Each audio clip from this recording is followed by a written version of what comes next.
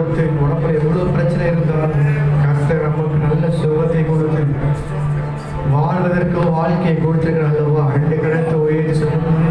உங்க கிருபை என்ன காத்ததால் வாழ்ந்து கொண்டிருக்கேன், உங்க அன்பிற்கு நிகரே இல்லை. உங்க கிருபை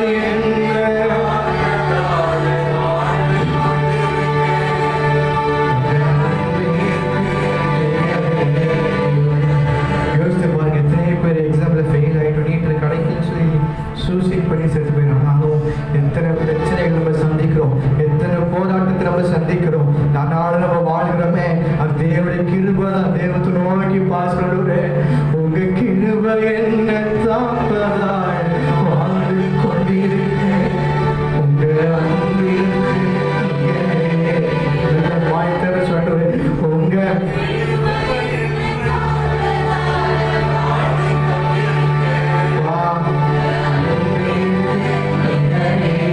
மனிதர்கள் அடைத்த கதவு, மனிதர் அடைத்த கதவுகள் ஒன்றோ இருந்தோ எனக்காக திறந்தது, 1000 அன்றோ உடைக்கப்பட்டு உண்மை விட்டு ஓடி ஒழிந்தும் என்னை துரத்தி வந்து ஊழியத்தை துவங்க செய்தீரே. என் ஆதாரமே, என் ஆதரவே,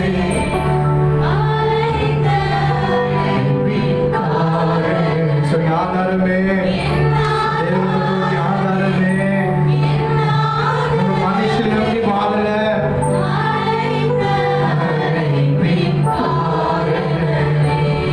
யோசிச்சு பாருங்களேன். நம்ம திறமை, நம்ம செய்கிற தொழில் நம்பி வாழ்ந்தோம்னா இந்த லாக்டவுன் பீரியடில் நம்மளால வேலை செய்யாம சாப்பிட்டுட்டே முடியாது. ஆனால் ஆண்டவர் நமக்கு கிருபையா, யோசித்து பாருங்க, நமக்கு சபை சொன்னாதான் வருமானமே. சபை இல்லாதனால நம்ம சபைக்கு என்ன கிடையாது, வருமானமே கிடையாது. சாப்பாடுலேருந்து நமக்கு சம்பளமும் கிடையவே கிடையாது. ஆனாலும் 6 மாதம் வரைக்கும் கருத்து நடத்தினாங்க. 2 கருத்து ஈஸ்வரன் எங்களை மாத்திரம் நடத்தலை, உங்களையும் ஆண்டவர் நடத்தினார். தொழிலுக்கு போகாம, வேலை ஸ்தலத்துக்கு போக முடியாமல் இருக்கும் போதும் நம்ம ஒரு வேலை பட்டினியா இடாதபடிக்கு கர்த்தர் நமக்கு ஆகாரத்தை கொடுத்து நடத்தினார் அல்லவா? அந்த நன்றி உள்ள இறுதியத்தோடு சொல்லுகிறவரே, உங்க கிருபை என்ன காத்ததா அல்ல சொல்லுகிறவரே, உங்க கிருபை என்ன காத்ததால் வாழ்ந்து கொண்டிருக்கேன், உங்க அன்பிற்கு தெய்வத்திற்கு 2 கண்ணை யோசித்து பார்ப்போம். இந்த லாக்டவுன் பீரியட்ல வாழ்க்கையில் ஏகப்பட்ட பிரச்சனைகள், போராட்டம். ஒரு பிரச்சனை முடிஞ்சா இன்னொரு பிரச்சனை ஸ்டார்ட் ஆகும், இன்னொரு பிரச்சனை முடிஞ்சா இன்னொரு பிரச்சனை ஆகும், ஸ்டார்ட் ஆகிக்கொண்டே இருக்கும். எங்கள் அப்பா வந்து உடம்பு சொல்லி தனிமைப்படுத்திட்டாங்க. ஆனாலும் அவங்க இல்லாத பற்றியும் ஆண்டவர் சில பணத்தை கற்று என்ன பண்ணார், சந்தித்தார். இது வரைக்கும் நம்ம உடல் சிக்காய் மட்டும் 30,000க்கு மேலே செலவு பண்ண வேண்டியதாகிடுச்சு. ஆனாலும் கர்த்தர் யார்கிட்டையும் நம்ம கையேந்தாதபடிக்கு கர்த்தர் அதினதின் காலத்தில் நேர்த்தியா, பணமே இல்லாமல் இருக்கும், திடீர்னு யாருமே தெரியாது, திடீர்னு தெரிஞ்சவங்களா இருக்கும், திடீர்னு ஒரு அமௌண்ட்டில் கொடுத்துட்டு வச்சு ஜெபம் பண்ணுங்க அப்படி போவாங்க. நம்ம சபை விசுவாசியே கிடையாது. 2 பேர் வந்து 2 மாதத்துக்கு அரிசிட்டிக்கு போயிட்டு சாப்பிடுங்க பாஸ்டர் அப்படின்னு போனாங்க. ஏதோ விதத்தில் ஆண்டு என்ன பண்ணாரு, எங்களை போதிச்சார், உங்களையும் அதே போல ஏதோ ஒரு விதத்தில் ஆண்டவர் போஷிச்சிருப்பாரு. விசுவாசிக்க 2 கருத்து வேச வேண்டும். அந்த அன்பருக்கு ஈடே இல்லை. தேவத்தை நோக்கி பாச வேண்டும். உங்க கிருபை என்ன காத்ததால் வாழ்ந்து கொண்டிருக்கேன், உங்க அன்பிற்கு நல்லா சொல்ல வேண்டும். லாக்டவுன் பீரியட் நம்ம சாப்பிட்டேன்னு கேட்ட கூட ஆள் இருக்காது நம்மளுக்கு. தேவத்தை நோக்கி பாசம், உங்க கிருபை என்ன காத்ததால் வாழ்ந்து கொண்டிருக்கேன், உங்க அன்பிற்கு நிகரே இல்லை. உங்க கிருபையால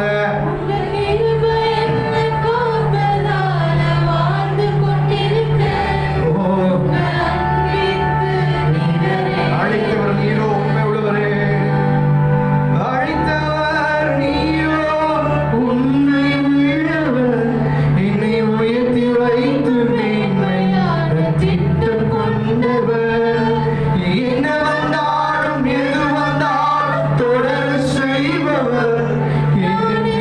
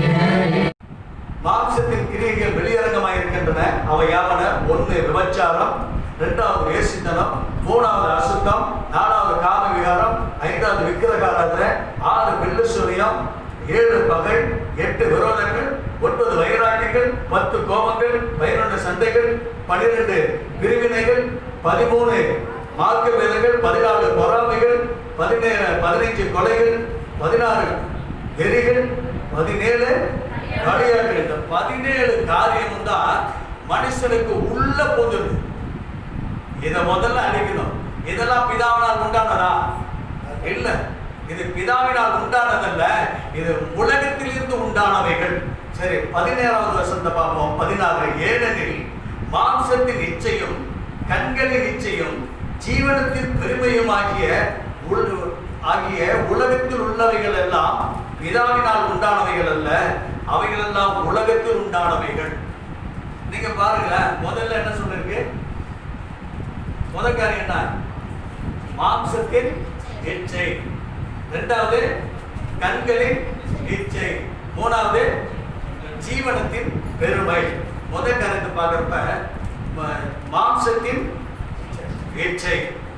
நீங்க பார்த்தீங்கன்னா மாம்சத்தின் இச்சை அப்படின்றது பார்த்தீங்கன்னா இன்னைக்கு நிறைய காரியங்களை பார்க்கிற பொழுது, அதாவது செல்போனை எடுத்துக்கிட்டா கூட என்ன செய்யுது?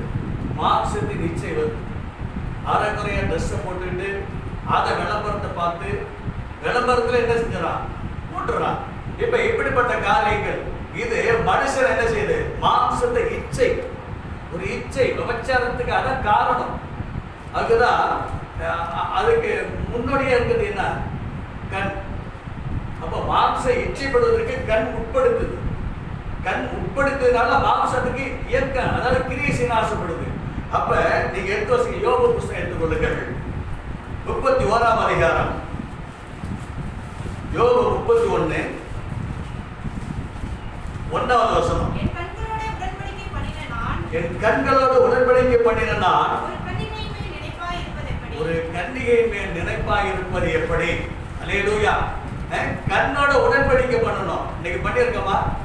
ஞானஸ்தானம் எடுக்கிறப்ப நம்ம என்ன செஞ்சோம்? எல்லாத்தையும் விட்டு விடுகிறேன், பிசாசு கிரிகளை விட்டு விடுறேன், எல்லாமே சொல்றோம். அது கொஞ்ச நாளைக்கு தான். அதுக்கு பிறகு என்ன ஆகுது? எல்லாம் திரும்ப உலகம், வெளியில போன உலகம் அப்படியே உள்ள வருது, இச்சைகள் உள்ள வருது. யோபு சொல்றாரு, நான் கண்களோட உடன்படிக்கை நான் பண்ண நானு ஒரு கண்ணியை பார்ப்பேனோ. அல்லேலூயா. ஏன் அப்படின்னா கண்ணு தான் முதல்ல பாவத்துக்கு வித்துடுறது. நீ பார்க்கிறப்பதான். அப்ப ஆண்டவர் சொல்ற பாருங்க, யோபு அடுத்த சொல்ற வசனத்தை பாருங்க, 7வது வசனத்திலிருந்து 12வது வசனம் வரைக்கும் வாசிப்போம். என் நடைகள் வழியை விட்டு விலகினதும், என் இருதயம் என் கண்களை பின்தொடர்ந்ததும், ஏதாவது ஒரு மாசு என் கைகளில் ஒட்டி கொண்டதா இருந்தாலும் அப்பொழுது நான் விதைத்ததை வேறொருவன் புசிப்பானாக, என் பயிர்கள் வேறற்று போவதாக. என் மனம், பாருங்க சொல்ற கருத்து பையா, மனம் யாதொரு ஸ்திரீயை மயங்கி அயலானுடைய வாசலை நான் எட்டி பார்த்ததுண்டானால் அப்பொழுது என் மனைவி வேறொருவனுக்கு மாமரைப்பாளாக, வேற்று மனிதன் அவன் மேல் சாய்வானாக. பாருங்க என்ன யோபு அதனால்தான் பெரிய நீதிமான கருத்தை மாற்றினார். பெரிய காரியம், உபத்திரத்திலையும் எல்லாத்தையும் பார்த்தா பொன்னை போல உடம்போட்டு சுத்த தங்கமா எடுத்தார். லேலூயா. அப்ப கண்ணுதான் மாம்சத்தின் இச்சைக்கு முதல்ல கண்ணுதான் அதுக்கு பொறி. அல்லேலூயா. அப்ப கண்கள் என்ன செய்யணும்? கடிக்கப்படணும். உன் கண்கள் கடிக்கப்படணும். அல்லேலூயா. இச்சை இதெல்லாம் கொஞ்சம் தான். கொஞ்ச நேரம் ஆசைக்கு தேவனுடைய மகிமை விட்டு போயிடும். நித்திய நித்தியமாய் வாழ வேண்டிய பரலோக ராஜ்யத்தை, அதாவது நம்ம தவிர்ப்பது கொஞ்ச நேரத்து சுகபோகத்துக்காக. தேவ பிள்ளைங்க, இது அழிந்து போறது. இது சிற்றின்பம். இந்த சிற்றின்பத்தை நாடி பேரின்பத்தை விட்டுறாதீங்க. பேரின்பதை நமக்கு பேரின்பத்துக்கு அளவே இல்லை, நீள ஆழ அகலம் கிடையாது. ஏன்னா அது அதாவது இருந்துகிட்டே இருக்க யுக யுகமாக, அதுக்கு முடிவே இல்லை. இந்த பரீட்சையில ஜெயிச்சோம்னா தான் பரலோகத்துக்கு போக முடியும். இந்த கண், அதாவது மாம்சத்தின் இச்சைக்கும் கண்ணின் இச்சைக்கும் நம்ம ஒப்பு கொடுத்துட்டோம்னு வச்சுங்களேன், மேல போக முடியாது. அல்லேலூயா. நம்ம எவ்வளவு ஜெபம் பண்ணிக்கலாம், ஆனா ஆண்டவர் கேட்பாரு, நீ எவ்வளவு ஜெபம் பண்ணி என்ன ஆகுது? உன் மாம்சத்தின் இச்சை உன்னோட்டு போனிச்சா, உன் கண்ணின் இச்சை உன்னோட்டு போனிச்சா கேட்பாரு. யோபை விட ஒரு பெரிய ஐஸ்வர்யவான் இல்லை. அவன் எல்லாத்தையும் ஆண்டவர் அதாவது பிசாசு சோதிப்பதற்கு உத்தரவு கேட்ட உடனே ஆண்டவர் உத்தரவு கொடுத்தார். உத்தரவு கொடுத்தும் அவன் 10 பிள்ளைகளும் மறித்து போனாங்க. எல்லாம் ஒரே நாள்ல வந்த சொத்து பத்து எல்லாம் ஒரே நாள்ல காலி. ஆனாலும் அவன் என்ன சொன்னான் தெரியுமா? அல்லேலூயா. கர்த்தர் கொடுத்தார், கர்த்தர் எடுத்தார், கர்த்தருக்கு அல்லேலூயா மகிமை உண்டாவதாக. அல்லேலூயா ஸ்தோத்திரம். நான் மனைவி கூட நான் பதறி பேசினான். நீ தேவனை தூசித்து ஜீவனை விடு அப்படின்னா வைத்தியக்காரி பேசுகிறேன். கொடுக்கிறப்ப எவ்வளவு சந்தோஷமா இருக்கும், அது மாதிரி எடுக்கிறப்ப என்ன செய்யணும், சந்தோஷமா இருக்கும். இதுதான் தேவனுடைய காரியம். ஆனா யோபு ஆண்டவர் அப்படியே விட்டாரா? யோபு புஸ்தகம் நமக்கு திருஷ்டாந்தமாய் வைக்கப்பட்டிருக்கு. ஏன் அப்படின்னா, யோபு கஷ்டப்பட்டாலும் நஷ்டப்பட்டாலும் அவன் கர்த்தரோடு இருந்தபடினாலே, கர்த்தரோடு அவன் சஞ்சரித்தபடினால, அவன் வாயினால பதறி எந்த வார்த்தையும் பேசல. அதனால ஆண்டவர் நினைச்சாரு, அவன் கண்ணு பார்க்கவே, அவனுடைய சிநேகிதர்கள் கண் பார்க்கவே, அவன் சொந்த பந்தங்கள் பார்க்கவே. இதுல ஒன்னு ஆச்சரியமா இருக்கும், அவன் வேலைக்காரனை பார்த்து இதை செய்யணும் அலட்சியம் பண்ணிட்டு போறான் அப்படின்னு. இல்லையில யோபு, வேலைக்காரனை பார்த்து நான் சொல்றத கேட்கல, என்ன அலட்சியம் பண்ணுனா, அலட்சியம் பண்ணவங்களுக்கு முன்பாகவும் அவதூறு சொன்ன நண்பர்களுக்கு முன்பாகவும் கர்த்தர் தலையை உயர்த்தினார். அல்லேலூயா. அப்ப தலையை உயர்த்துகிறதான காரியம் கர்த்தருடைய நாமம் மகிமைப்படுவதாக. இது அதான் மாம்சத்தின் இச்சைக்கும் கண்ணின் இச்சைக்கும் இந்த வசனத்தை பார்ப்போம். அடுத்தது மாம்சத்தின் பெருமை, ஜீவனத்தின் பெருமை. அப்ப ஜீவனத்தின் பெருமை அப்படின்னு பார்க்கிறப்ப ஒரு வசனத்தை எடுத்துக்கொள்வோம்.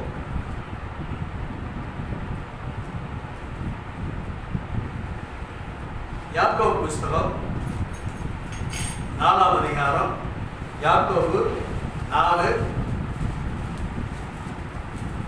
6, 7. அவர் அதிகமான கிருபை அளிக்கிறாரே, ஆதலால் தேவன் பெருமையுள்ளவர்களுக்கு எதிர்த்து நிற்கிறார் சொல்லி இருக்கிறது. அல்லேலூயா.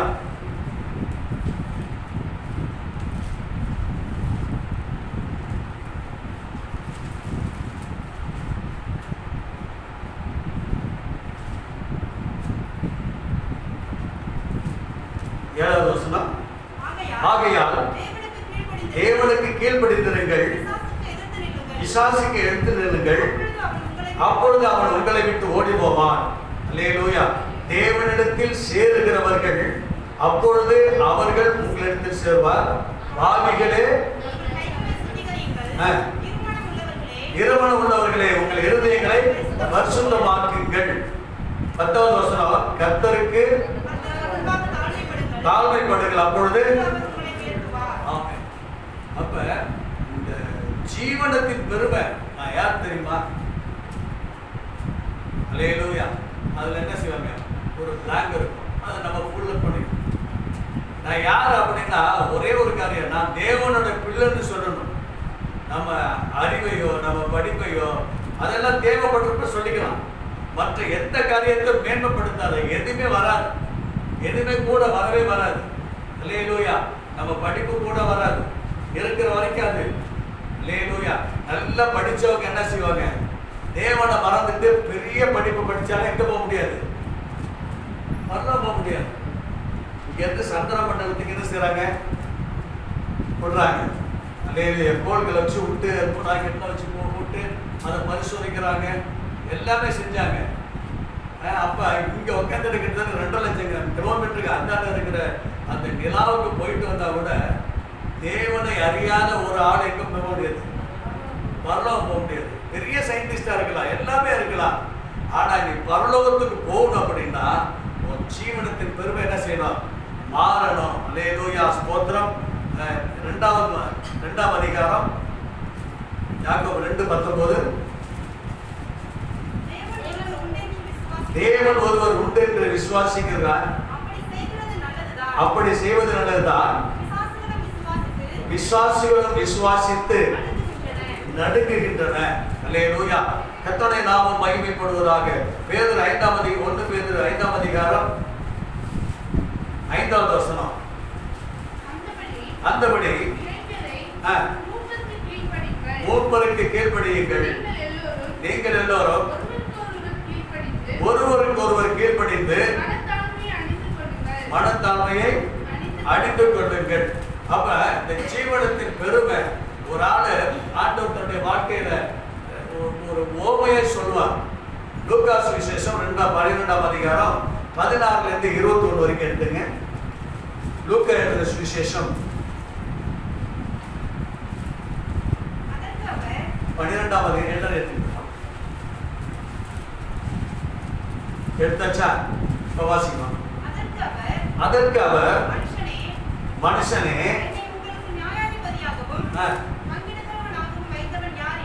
வைத்தவன் யார் என்றார். பின்பு அவர் அவர்களை நோக்கி பொருளாசை குறித்து எச்சரிக்கையாயிருங்கள். ஏனெனில் இருந்தாலும் ஜீவன் அல்ல என்றார். அல்லாமலும் ஒரு ஓமையை அவர்களுக்கு சொன்னார். ஐஸ்வர்யம் உள்ளவனுடைய நிலம் நன்றாய் விளைந்தது. அப்பொழுது அவன் நான் என்ன செய்வேன்? இடமில்லையே. நான் ஒன்று செய்வேன். என் களஞ்சியங்களை இடித்து பெரிதாக கட்டி எனக்கு விளைந்த தானியத்தையும் என் பொருள்களையும் அங்கே சேர்த்து வைத்து ஆத்துமாவே உனக்காக அநேக வருஷங்கள் அநேக பொருள்கள் சேர்த்து வைக்கப்பட்டிருக்கிறது. இளைப்பாரி புசித்து குடித்து சொல்லுவேன் சொல்லிக் கொண்டார். தேவனோ அவனை நோக்கி மதிகேடனே, உன் ஆத்துமா உன்னிடத்திலிருந்து இந்த ராத்திரியிலே எடுத்துக் கொள்ளப்படும். அப்பொழுது நீ சேகரித்து வைத்தவைகள் யாருடைய ஆகும் என்று தேவனிடத்தில் இராமல் தனக்காக ஆமென். பாருங்க, இந்த ஐஸ்வர்யவான் பெரிய ஆளு, நிறைய லேண்ட், அதாவது லேண்ட்மார்க், பெரிய ஆளு, குராஸ் இலக்கிழார், இப்படிப்பட்ட பட்டம். இப்ப அவன் என்ன செய்யறான்னா, மையெல்லாம் போய் பார்க்கறான், எல்லாமே நல்லா விளைஞ்சிருக்கு. விளைஞ்சிருந்தது அவன் மனசுக்குள்ள சொல்றான், இவ்வளவு செஞ்சாச்சு, என்னுடைய களஞ்சியங்களை நல்லா இடிச்சு பெருசா கட்ட போறேன், என் குடோன் பெருசாயிடும், குடோன் பெருசாக்கிறேன். ஆனா இத பல வருஷத்துக்கு நம்ம சாப்பிட போறோம். பல தானியங்கள் இருக்கு, நவதானியங்கள் இருக்கு, எல்லாமே இருக்கு, ஒரு குறையும் இல்லை. எது எங்க வந்தாலும் நமக்கு கவலை இல்லை. அந்த ஒரு சந்தோஷத்தோட என்ன செய்யறான், அவன் மனசுக்குள்ளே பேசுறான். நம்ம கர்த்தரும் பேசுறாரு அவனோட மதிகேடனே. முதல்ல என்ன சொல்றாரு, அதுக்கு இன்னொரு தமிழ் சொல்லுங்க, இன்னொரு தமிழ் சொல்லுங்க, புத்தி கேட்டவனே, மதிகேடனே, பைத்தியமே, இன்னொரு பைத்தியமே.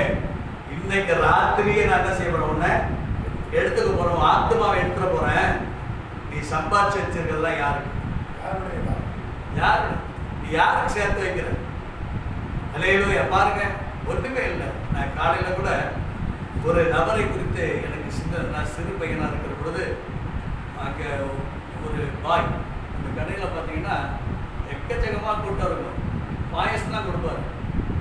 அது அவ்வளோ டேஸ்ட் இருக்கும். அதை வந்து எல்லாருமே சாப்பிட்டு போவாங்க, அந்த வரிசையில் நிற்பாங்க, வாங்கி சாப்பிட்டு போயிட்டு இருப்பாங்க. அப்போ நாங்கள் கடத்தூர் போய் திரும்ப வரப்போ ஆள் இல்லை. ஏன்னா மேலே உள்ள லைட்டுக்காக அதே மின்சார கம்பி அறந்து அவர் மேலே விழுந்து செத்தார். போகிறப்ப அவர்கிட்ட தான் வாங்கி சாப்பிட்டு போனோம். வரும்போது அவரு இல்லை. மனிதனுடைய வாழ்க்கை அதான். இதில் எவ்வளோ பெருமை, ஜீவனத்தின் பெருமை பாரு. நான் யாருன்னு தெரியுமா, என்னை எனக்கு எவ்வளவு ஜனங்கள் இருக்கு தெரியுமா, எனக்கு எவ்வளவு பணம் இருக்கு தெரியுமா, எனக்கு எவ்வளவு நிலம் இருக்கு தெரியுமா, எனக்கு எவ்வளவு வீடு இருக்கு தெரியுமா, எனக்கு எவ்வளவு வட்டி இருக்கு தெரியுமா, என்னுடைய காசு பாசு எல்லாம் தெரியுமா, இதுக்கெல்லாம் நீ என்ன ஆள் ஆகுமே கேட்கிறோம். மனசுல இருக்கா, வெளியில சொல்ல, மனசுல கௌரவமா அந்த கர்வம் இருந்துகிட்டே இருக்கும். அல்லேலூயா. அந்த ஜீவனத்தின் பெருமை இல்லை. உன்னோட கிறிஸ்து வாழவில்லை என்று சொன்னால் அது வீணான வாழ்க்கை. உன்னோட ஏசப்பா வாழணும். அல்லேலூயா. உன் தோலை பிடிச்சிட்டு வரணும் கர்த்தர். அப்படியே ஜாலியா தோல்ல கை போட்டு வர மாதிரி நீங்க என்னைக்காவது நீங்க நினைச்சிருக்கீங்களா? அல்லேலூயா. ஏசப்பா என் தோல்ல கை போட்டு யாரா நினைக்கிறீங்களா? நினைங்க, இன்னையில நினைச்சு பாருங்க. அந்த தொடுதலை நீங்க உணர்வீங்க. அல்லேலூயா. ஏசப்பாவோட கையை நான் பிடிச்சிட்டு போறேன், ஏசப்பா என்னோட இருக்காரு, அவர் பிரசன்னம் என்னோட இருக்கு, அவர் என்னை காத்துக் கொள்வார் அப்படின்னு நம்ம நினைச்சோம்னா நம்முடைய ஜீவனத்தின் பெருமை நமக்கு வராது. அல்லேலூயா. ஜீவனத்தின் பெருமை ஒன்றுமே இல்லை. செத்து போன பிணம். அல்லேலூயா. செத்து போன பிணம். எவ்வளவு பெரிய அறிஞர்கள்லாம் நமக்கு இந்த கடந்த 2-5 வருஷத்துக்குள்ள பெரிய பெரிய தலைவர்கள்லாம் இறந்தாங்க. அவங்கள மாதிரி நல்ல உலக மூளை பார்த்தீங்கன்னா அவ்வளவு பெரிய மூளை உள்ளவங்க, எல்லா நாளும் போற்றப்பட்ட ஆட்கள். ஆனால் செத்து போனாங்க, மரித்து போனாங்க. மரித்து போனாங்க. அந்த உடலுக்கு என்ன சொன்னாங்க? பூத. அவ்வளவு பெரிய தலைவர் செத்து போயாச்சு, பூத உடல் எடுக்கல. பூத உடல் என்ன அர்த்தம்? பூதம் என்ன? பூதம் என்ன? பிசாசு. பாருங்க, தெரியாமலே சொல்றான். தெரியாமலே பூத உடல் சொல்றான். கர்த்தருடைய நாமம் மகிமைப்படுவதாக. இது யார் அனுபவிச்சது? கர்த்தர் தான் அனுபவிச்சாரு. ஒரு பரிசுத்தவான் இறந்து போயிட்டு அவர் சொல்ல மாட்டாங்க, கர்த்தருக்குள் ஆமென். நீங்கள் நானும் கர்த்தரை நம்ம எடுத்துக்கொள்கிற பொழுது என்ன செய்வோம்? நம்ம மறிக்கிற பொழுது அடுத்தவங்க சொல்லுவாங்க கர்த்தருக்குள்ள நித்திரை இருந்த. நம்மளை புதைக்கிறேன்னு சொல்ல மாட்டாங்க, நம்மளை விதைக்கிறேன்னு சொல்லுவாங்க. இதாங்க உலகத்துக்கு நமக்கு உள்ள காரியம். அந்த உலகத்துடைய அந்த உலகத்துடைய பெருமைக்கு நம்ம போயிடக்கூடாது. கர்த்தர் நம்ம வைத்திருக்கிற காரியங்களை முதல்ல நினைச்சு பார்க்கணும். பாருங்க, பெரிய அறிஞர்கள் தான் ஒன்றும் இல்லையே. இங்க எவ்வளவு வாழ்ந்தாலும் சரி, அங்க நீ போகலன்னா ஒரு காரியம் இல்லை. இங்க நீ எவ்வளவு சேர்த்து வச்சாலும் சரி, அங்க நீ சேர்த்து வைக்கலாம் ஒரு பிரயோஜனமும் இல்லை. அதனால தான் ஆண்டவர் சொல்றாரு, அல்லேலூயா சொல்றான், நீ வெள்ளி பொண்ணு எல்லாமே இங்கே சேர்த்து வச்சா திருட கொண்டு போயிடுவான், பூச்சி அரிக்கும், கரையா அரிக்கும், எல்லாமே செய்யும். ஆனா உன் பொக்கிஷம் எங்க இருக்கணும்? பரலோகத்தில் இருக்கணும். உன் பொக்கிஷம் எங்க இருக்கு? அங்கதான் உன் இருதயம் இருக்கும். அதனால தான் எப்படி நம்ம பாக்கெட்ல எந்த பக்கத்துல வச்சிருக்கோம்? நம்ம பாக்கெட் எங்க இருக்கு? ஆட்சி பக்கத்து அப்படியே இருக்கு. அல்லேலூயா ஸ்தோத்திரம். நம்ம எது மேல பற்று வைக்க வேணாம், ஆண்டவர் மேல பற்று வைக்கணும், அவரை நம்பி இருக்கணும். அல்லேலூயா ஸ்தோத்திரம். பாருங்க, ஒரு 2 ஸ்திரீகள் ஆண்டவருக்கு ரொம்ப நேசித்தவர்கள். மார்த்தாள், மரியாள். ஆனா ஆண்டவர் அவங்க வீட்டுக்கு போறாரு. அவங்க வீட்டுக்கு போற சமயத்துல 2 பேருமே ஆண்டவருக்கு நன்மை செய்யறாங்க. ஒருத்தர் நல்ல அறுசுவை உணவை என்ன செய்யறாங்க? படைக்கணும்னு சொல்லிட்டு எல்லா வேலையும் பார்த்துட்டு இருக்காங்க மார்த்தாள். ஆனா மரியாள் என்ன செஞ்சா? வந்து அழகா பாதத்துல உட்காந்துட்டான்.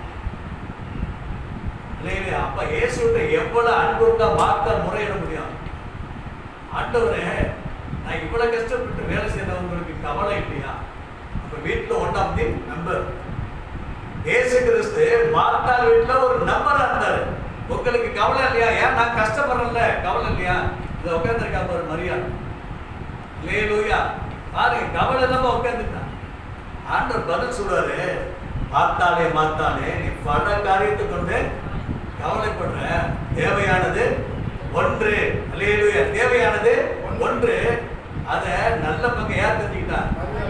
ஆமென். அல்லேலூயா. நம்ம நல்ல பங்கு தேடுறோமா? கொஞ்சம் நினைச்சு பாருங்க. நம்ம நல்ல பங்கு தேடுறோமா?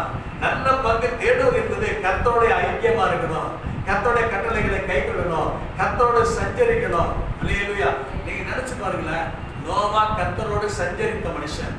அதனால உலகத்தில் இருந்த அழிவுல இருந்து ஆண்டவர் பாதுகாத்தான். அதே மாதிரி பார்த்தீங்கன்னா ஏனோக்கு மனைவி பிள்ளைகளுடன் வாழ்ந்திருந்தான். ஆனாலும் அவன் கர்த்தரோடு சஞ்சரித்தபடினாலே அவன் காணப்படாதபடிக்கு கர்த்தர் எடுத்துக்கொண்டான். அல்லேலூயா. அப்ப கர்த்தர் எடுத்துக்கொள்வாரு, அவரோட சஞ்சரிக்கலாம். நம்ம சஞ்சரிக்கிறோமா? ஜெபம் பண்றதுக்கு ஒரு நேரத்தை வந்து வச்சுட்டோம். இந்த நேரத்தில் நம்ம ஜெபம் பண்ண போறோம், இந்த நேரத்தில் குடும்ப ஜெபம், இந்த நேரத்தில் பாஸ்டிங் பிரேயர், இந்த நேரத்தில் எல்லாத்தையும் ஒரு இதை நம்ம அளந்து வைக்கிறோம்.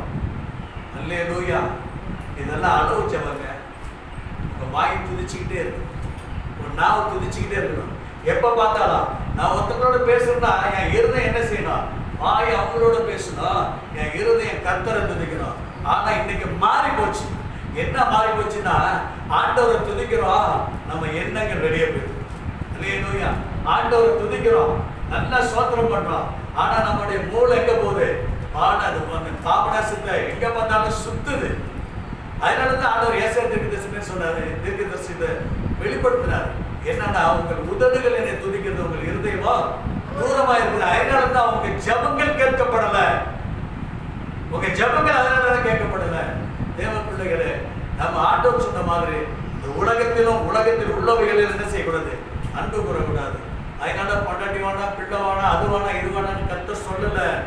எல்லாவற்றுக்கும் மேலாக அவரை நேசி, முந்த தேவனோட நீதி, அவர் ராஜ்யத்தை நேசி, விசுவாசி, அதை சொல்ல, அவரோட ஐக்கியப்படு. அதுக்கு பிறகுதான் நீங்க விக்கிரகாரா தான் என்ன நடக்கும்? போய் ஒரு சிலை கிட்ட நின்று அதை ஜெபம் பண்றது தப்பு, அந்த விக்கிரகத்தை படைக்கிறது தப்பு. இது ஒரு விக்கிரகம். அதே சமயத்தில் நான் பாவரிக்கு இருப்பெல்லாம் நான் சொல்லிட்டு இருப்பேன்.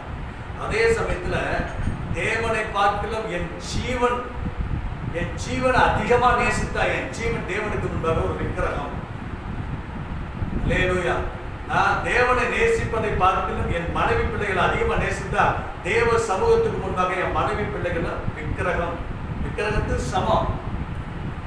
அதே போல நான் தேவனை நேசிப்பதை பார்க்கலாம் சொத்து, பத்து, சுகம், பட்டம், படிப்பு, பேரு, புகழ், ஆஸ்தி, அந்தஸ்து, கௌரவம், இதெல்லாம் நான் பெருசா நினைச்சேன்னா, இது தேவனுக்கு முன்பாக பொருளாசை என்கிற விக்கிரகம்.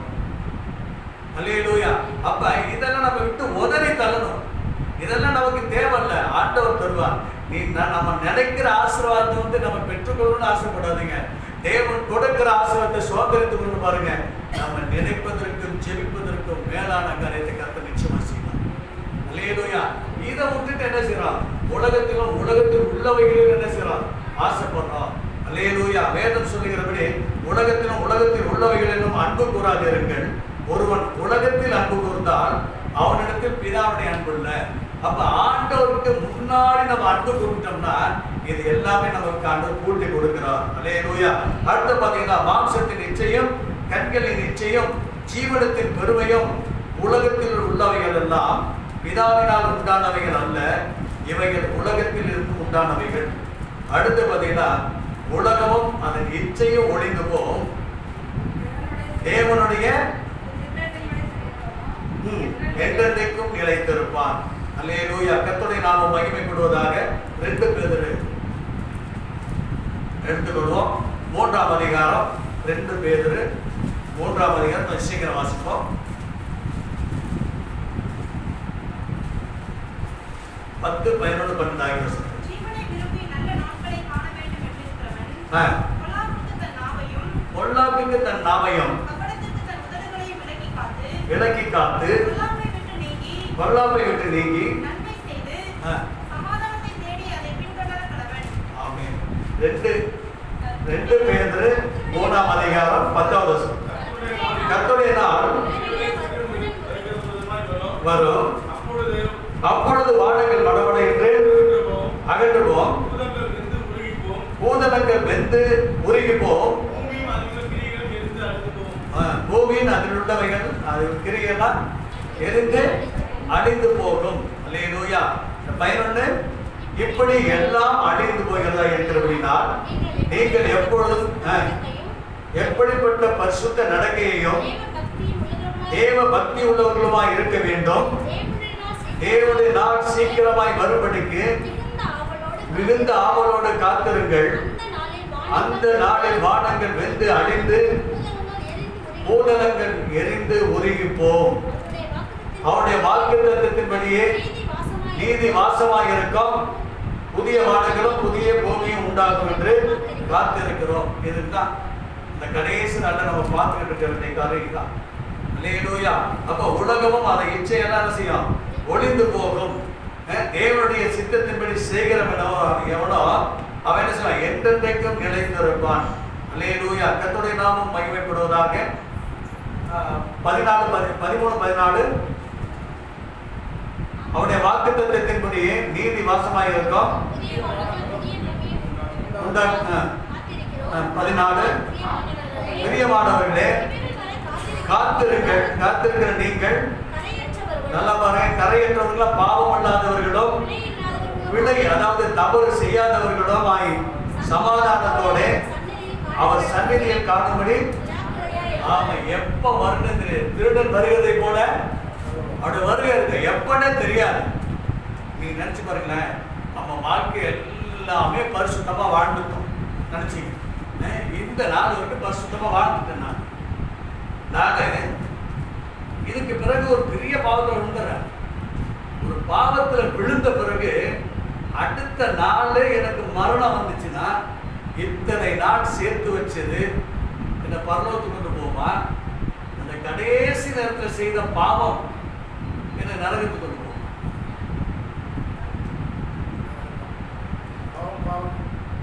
சரி, இன்னொரு உங்களுக்கு தெரிகிற மாதிரி இன்னொரு காசு. நல்லா விருந்து சாப்பிட போறோம்.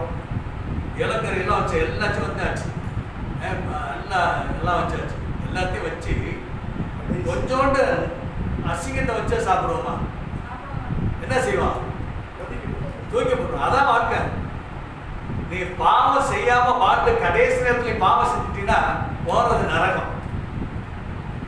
எவ்வளவுதான் வாழ்ந்தாச்சு சரி, எவ்வளவு ஒரு 100 கல்யாணம் பண்ணிருப்போம் வச்சுங்களேன், ஒரு 2 ஸ்கூல் கட்டி கொடுத்துருப்போம், எல்லா அன்னதானம் எல்லாமே பண்ணிருப்போம், எல்லா காரியத்தையும் செஞ்சிருப்போம், ஒரு சர்ச்சு கட்டி கொடுத்துருப்போம், எல்லாத்தையும் செஞ்சிருப்போம், எல்லாம் நேர்த்தியா செஞ்சிருப்போம். ஆனா பாவத்துல மறித்து போனா பரலோகம் உண்டா? இல்ல. அல்லேலூயா. அப்ப அது மேல கண் வைக்காதீங்க. இதெல்லாம் நிரந்தரமானது அல்ல. அல்லேலூயா, ஸ்தோத்திரம். கர்த்தருடைய நாமம் மகிமைப்படுவதாக. யோவான் சுவிசேஷம் 17ஆம் அதிகாரம் 16ஆம் வசனத்துல, நான் உலகத்தான் அல்லாதது போல நீங்களும், இந்த வாசிங்க 17-14.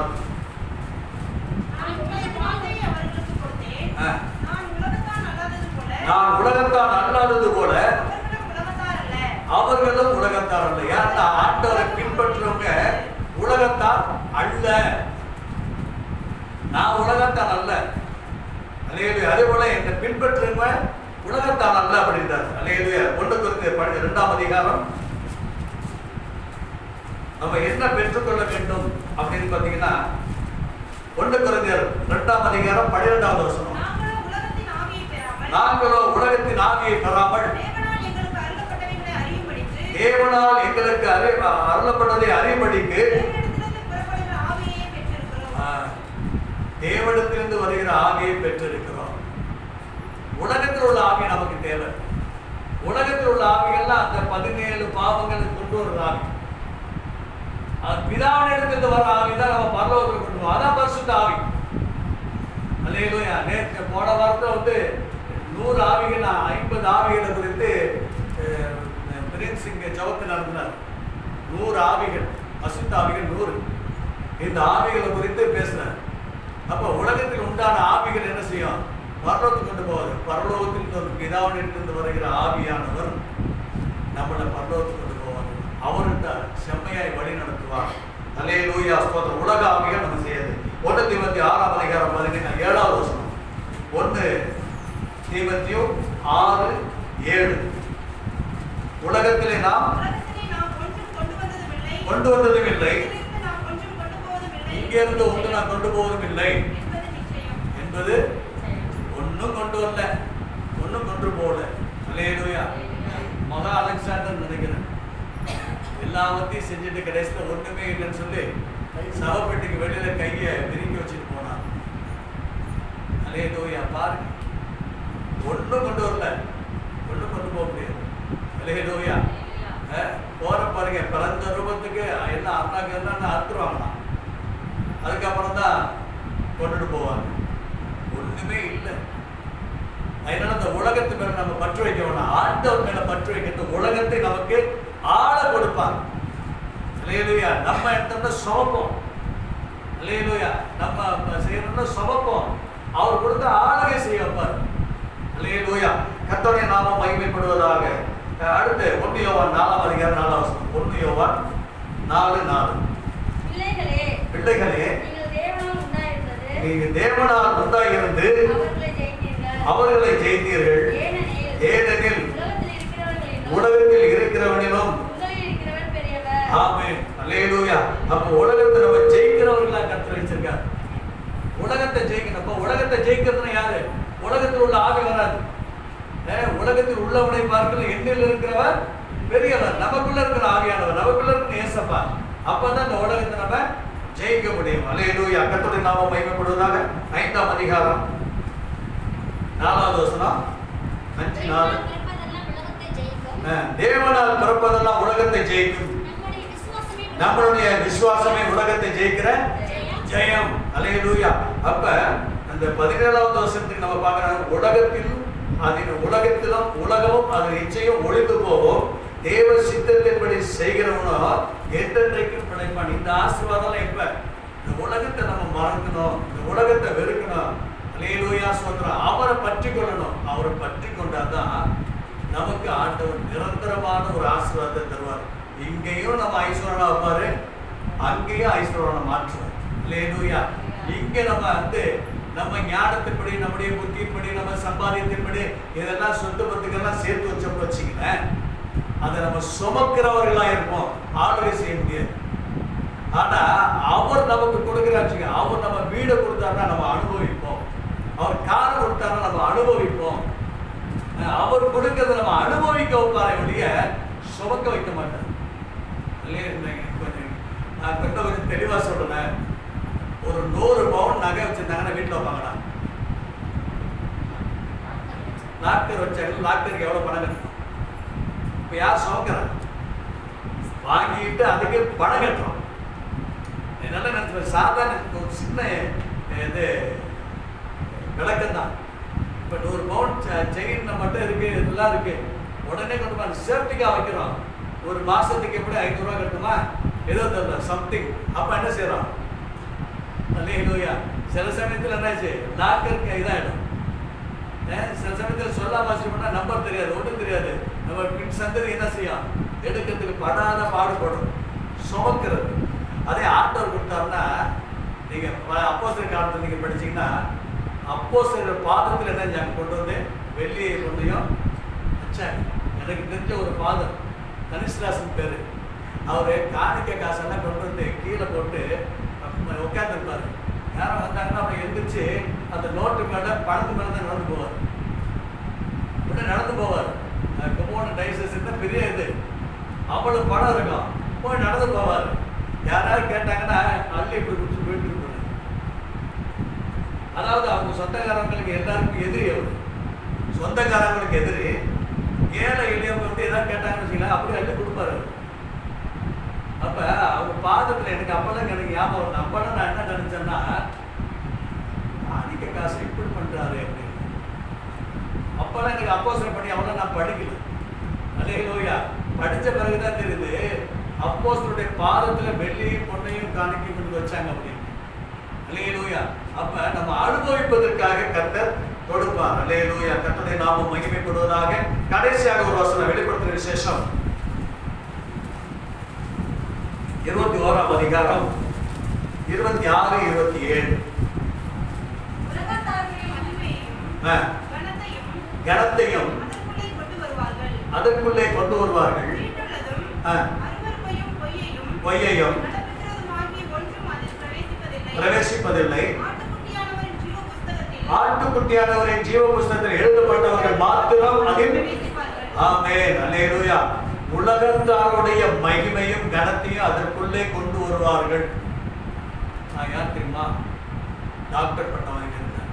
நான் யார் தெரியுமா? பெரிய IPS, அது ஏதோ ஒரு பேர் வச்சுக்கலாம். இதெல்லாம் எங்க கொண்டு வர பார்ப்பாங்க? அல்லது பரலோகத்துக்கு கொண்டு வர பார்ப்பாங்க. இங்கே நினைச்சுக்கிட்டு இருக்கிறது. ஆனா வேதம் சொல்கிறது, தீட்டுள்ளதும் அருவருப்பையும் பொய்யையும் நடப்பிக்கிறதுமாகிய ஒன்றும் அதில் பிரவேசிப்பதில்லை. ஆட்டுக்குட்டியானவரின் ஜீவ புஸ்தகத்தில் எழுதப்பட்டவர்கள் மாத்திரம். உலகத்துல எவ்வளவு பெரிய ஐஸ்வர்யமான இருந்தாலும் சரி, நீ எவ்வளவு பெரிய காரியமா இருந்தாலும் சரி, ஆண்டவரோடு நீ இல்லைன்னா பரலோகத்தில் உனக்கு இடமே இல்லை. அல்லேலூயா. இந்த ஐஸ்வர்யம் கூப்பிட்டுருக்கேன். இப்போ ஏழையா இருக்கான், அவன் போடுவானா அப்படின்னா நீங்க லாசர் இதெல்லாம் பார்க்க வேணாம். லாசர் ஏழையா இருந்தா அவன் துன்பப்பட்டான். இன்னைக்கு ஏழை அப்படின்னு பார்க்குற சமயத்துல நிறைய பேர் ஏழையா இருப்பாங்க, இருக்கிற நிறைய பாவம் செய்யறவங்க. அவங்க போக முடியுமா? முடியாது. பாவம் செய்யற எந்த ஆளும் பரிசுத்தமான இடத்துக்கு போக முடியாது. ஒரு காலம் அவன் பாவ மன்னிப்பு அடைஞ்சு இயேசு கிறிஸ்து ஏற்றுக்கொண்டு உள்ளபடியே பாவ மன்னிப்பை பெற்றுக்கொண்ட நபர் மாத்திரம்தான் பரலோகத்துக்கு போக முடியும். அல்லேலூயா. ஆட்டுக்குட்டியானுடைய அதாவது ரத்தத்தினால கழுவப்படணும். அவருடைய புஸ்தகத்தில் எழுதப்பட்டவர்கள் மாத்திரம் தான் போகும். அல்லேலூயா சொல்றேன். நீங்க பாருங்க, பெரிய பாவியா இருப்பாங்க, பெரிய பாவியா இருப்பாங்க. ஆண்டவர் தொடுவாரு, அப்படியே எல்லா பாவத்தையும் விட்டுட்டு உடனே என்ன செய்வாங்க? ஆண்டவரை முழு மனசோட ஏற்றுக்கொண்டாங்க. அல்லேலூயா. அவங்க பரலோகராஜ்யத்துக்கு உரிமையானவராங்க. நம்ம பார்ப்போம், உலகம் பார்ப்போம், அவன் பாவி. நீங்க சகையை வாழ்க்கைய பாருங்க, பார்த்தவங்க என்ன செஞ்சாங்க? சகையை பாவின்னு தான் சொன்னாங்க. ஆனா அவன் என்ன செஞ்சான்? ஆண்டவர் வீட்டுக்கு வாரன்னு சொன்ன இறங்கி வந்தோட அறிக்கைட்டான், என் சொத்துல பாதிய தாரன். கொடுத்தானா? இல்ல. நான் யாராச்சும் ஏமாந்து இருந்தேன்னா அவனுக்கு நாளத்திலே திருப்பி தாரன். கொடுத்தானா? இல்ல. அவன் இருதயம் அதை வெளிப்படுது. அப்பதான் ஆண்டவர் சொன்னாரு, அல்லேலூயா ஸ்தோத்திரம். இவனும் வாசிக்க பார்ப்போம்.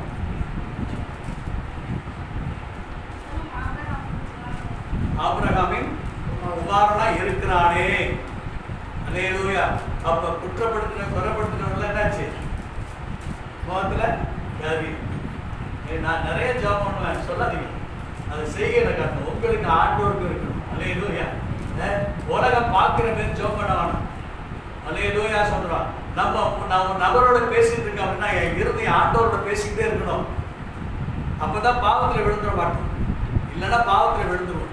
ஆகவே தேவ பிள்ளைகளே, வேதத்துல இந்த 3 அதிகாரத்தை 3 வசனத்தையும் நீங்க படிச்சு இன்னும் தியானிக்கலாம். நான் கொஞ்சம் தான் எடுத்துக்கிட்டேன் உங்களுக்கு.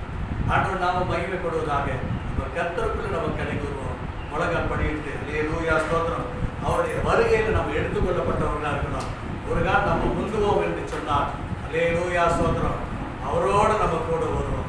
அப்படி இல்லை அப்படின்னா அவர் வருகிற பொழுது அல்லேலூயா ஸ்தோத்திரம் நாமும் எடுத்துக்கொள்ளப்படுவோம். இப்பெல்லாம் எடுத்துக்கொள்ளப்படுகிற நேரம் தான்.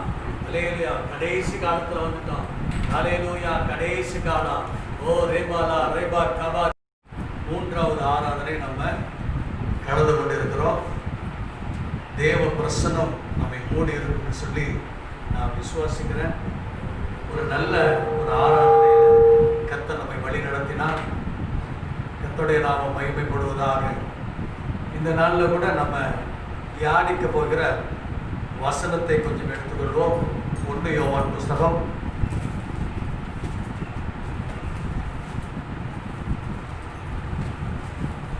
2ஆம் அதிகாரம். 1 யோவான் 2ஆம் அதிகாரம் 15, 16, 17. உலகத்தில் உள்ளவைகளிலும் அன்பு கூறாதிருங்கள். ஒருவன் உலகத்தில் அன்பு கூர்ந்தால் அவனிடத்தில் பிதாவினுடைய அன்பில்லை. ஏனெனில் மாம்சத்தின் இச்சையும் கண்களின் இச்சையும் ஜீவனத்தின் பெருமையுமாகிய உலகத்தில் உண்டானவைகள் எல்லாம் பிதாவினால் உண்டானவைகள் அல்ல. அவைகள் உலகத்தினால் உண்டானவைகள். உலகமும் அதன் இச்சையும் ஒழிந்து போம். தேவனுடைய சித்தத்தின்படி செய்கிறவனோ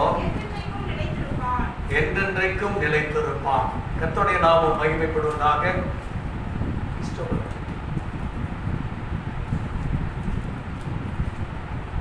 இதில் நாம் பார்க்கிறோம், உலகத்தில் உள்ளவைகளிலும்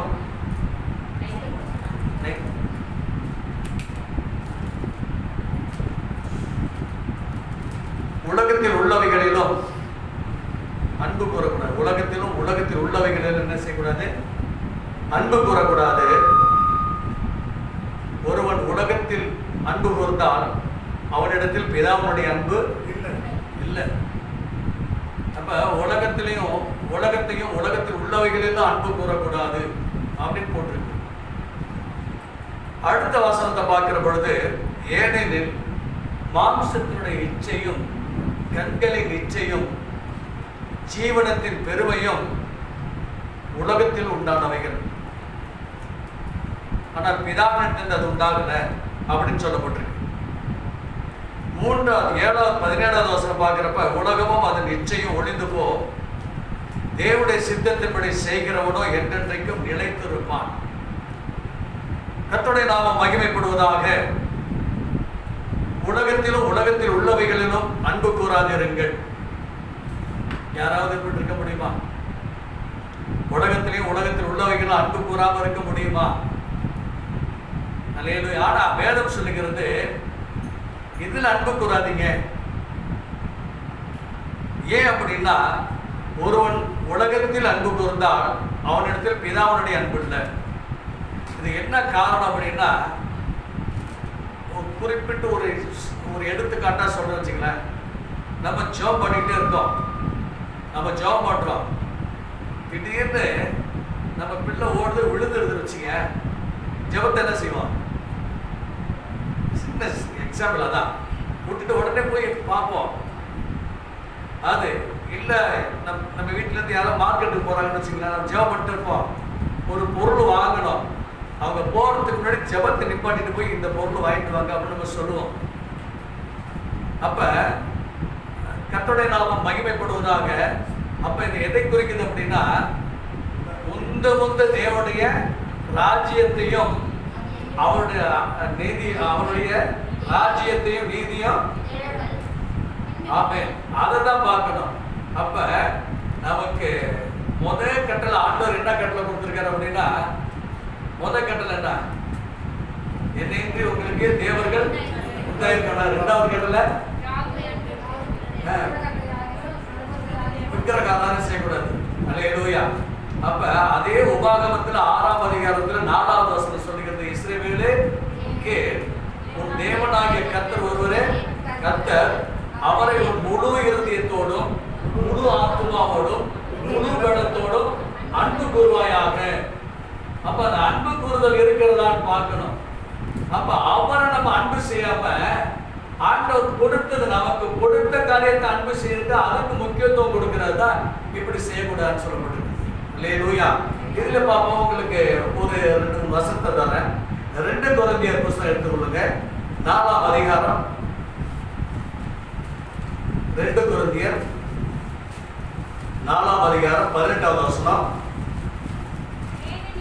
ஏனெனில் காணப்படுகிறவைகள் அநித்தியமானவைகள், காணப்படாதவைகளோ நித்தியமானவைகள். நம்ம எதை பார்க்கிறோமோ அதெல்லாம் என்ன? அநித்தியமானவைகள். அநித்தியம். நம்ம பார்க்கிறதா ஒரு நாளைக்கு எல்லாமே அழிஞ்சு போயிடும். நம்ம காணாதது ஒன்று இருக்கு, அது என்றைக்கும் அழியாதது. இப்ப 17வது வசனத்தை வாசிங்க. மேலும் காணப்படுகிறவைகளால் அல்ல, காணப்படாதவைகளையே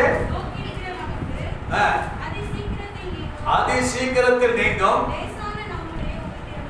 லேசான உபத்திரவம்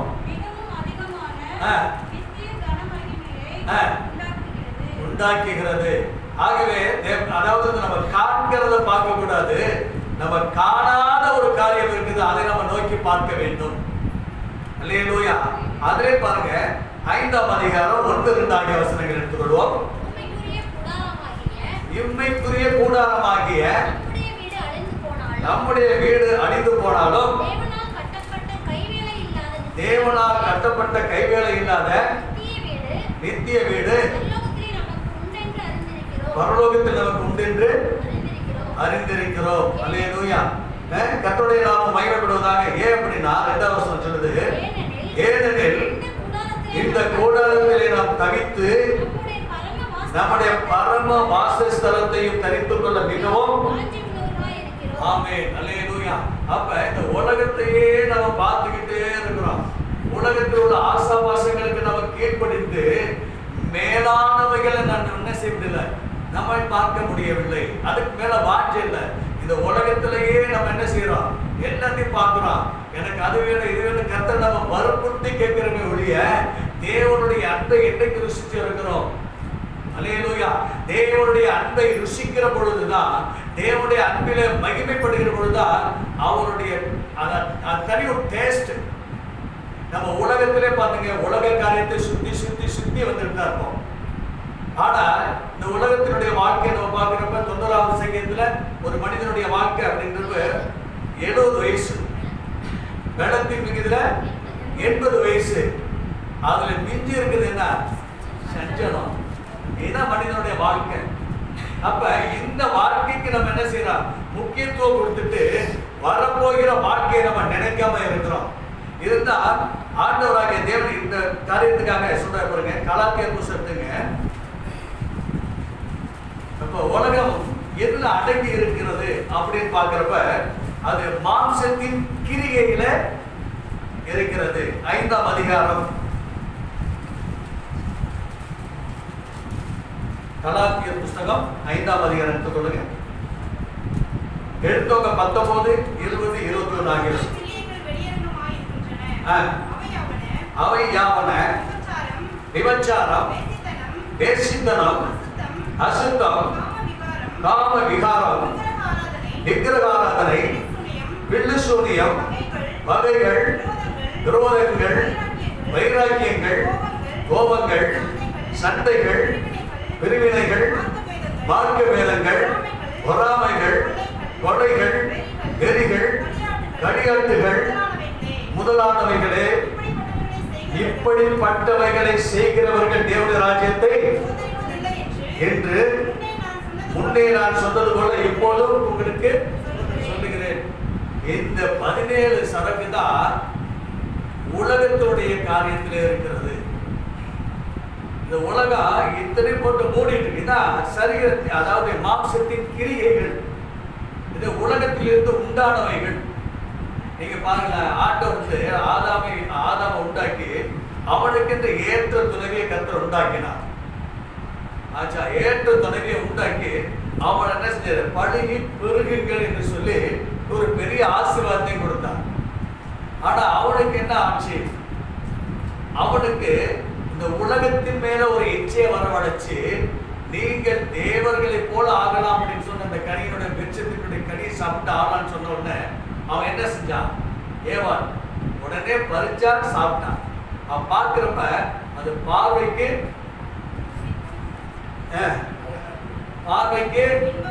இன்பமும், அல்லேலூயா, பாருங்க, பார்க்கிறதுக்கு அவ்வளவு இன்பம், இச்சை. அதை நீ சாப்பிட்டா தேவர்களை போல ஆகலாம் அப்படின்னு சொன்னோன்னே அந்த மரத்துக்கு என்ன செய்யுது? சாப்பிட்டா ஒரு அழகை கொடுக்குது, எல்லாத்தையும் கொடுத்து அவரோட மனசை கவருது. இதான் உலகம். நீ உலகத்தில் உண்டானவர்கள் மேல என்ன செய்யாத? பற்று வைக்காத. உனக்கு வேண்டியது ஆண்டவர் ஆதாம உண்டாக்கி ஏற்ற துணையை கொடுத்தார். நமக்கு ஏற்ற துணையை கொடுத்திருக்கிறார். அல்லேலூயா. நமக்கெல்லாம் ஏற்ற துணையை கொடுக்கிற பொழுது சில காரியத்தில் என்ன செய்யறாங்க? கண்ணின் இச்சை ஓடு. இது தவறான காரியம். ஆண்டவர் ஒருவரை சிருஷ்டித்து அவர்களுக்கென்று தேவன் வைத்த மனைவி, கணவன், இதைத்தான் ஆண்டவர் மேன்மைப்படுத்துவார். இதுக்கு மிஞ்சி வர காரியம் என்ன? உலகத்தில் உண்டானவைகள். கர்த்தர் கொடுத்தது ஒருத்தருக்கு ஒருத்தி என்று சொல்லி ஆதாமுக்கு ஏவாளை கொடுத்தார். ஆனா மனிதன் என்ன செய்யறான்? எதை பார்க்கிறானோ அதை பார்க்கிற